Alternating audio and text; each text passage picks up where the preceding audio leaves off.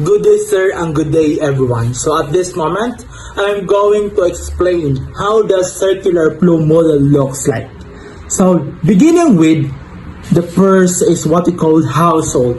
Household can be associated as your father, your mother, or the siblings because those are considered as a laborer.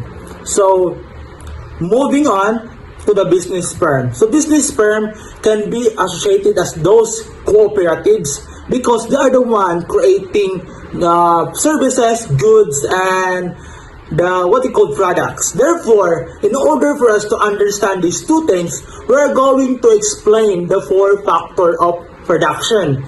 Beginning with the land, second is the labor, third is the capital, and the last is the entrepreneur. So, citing an example is what we call, if your father, we are going to plant, or like for example, coconut.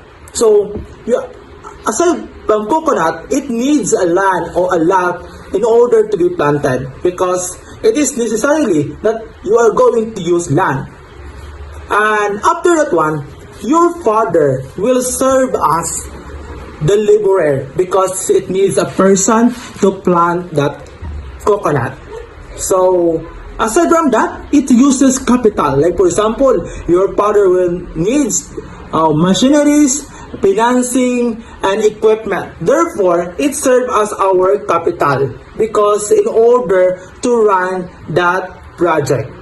So if those coconut that being planted by your father is already in the mature age and that can be sold to the market, so your father will try to negotiate in order to sell that coconut. So that's what we call entrepreneur. So those coconuts will be sold to the business firm or the cooperatives. So the cooperatives will try to use this coconut to use for example the oil, the shampoo or lotion that uses coconut. So therefore, as a household, as a person, you need those products and services in order for you to survive. So and that's what we call household expenditure.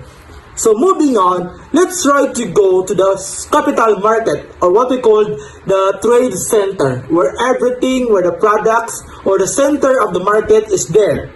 So in the center of the market, you can invest as a wise person. If you have a lot of money, because you have a lot of coconuts that being sold in the market, therefore, you are going to save those money in order to have an interest.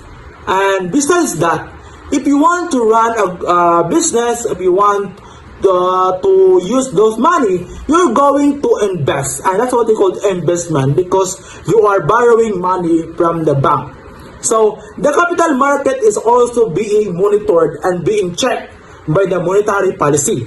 So if they are going to check if those money that will being saved and being invested is in line with the policy. As a normal person, it is necessarily you're going to pay taxes because that will serve as the fund for the government to run for a project or to run for the charity institution. And that's what we call taxes. And also the government uses the products, those services coming from the business firm because they are just a person will use those things. And that's what we call government expenditure because that will serve as their expenses. And lastly, the last flow is what we call the fiscal policy. So the government also being checked by the fiscal policy. If those money that being used is in line with the policy. But if not, they are going to do an action in order to make it correct. And I hope this video give us an idea on how the circular flow model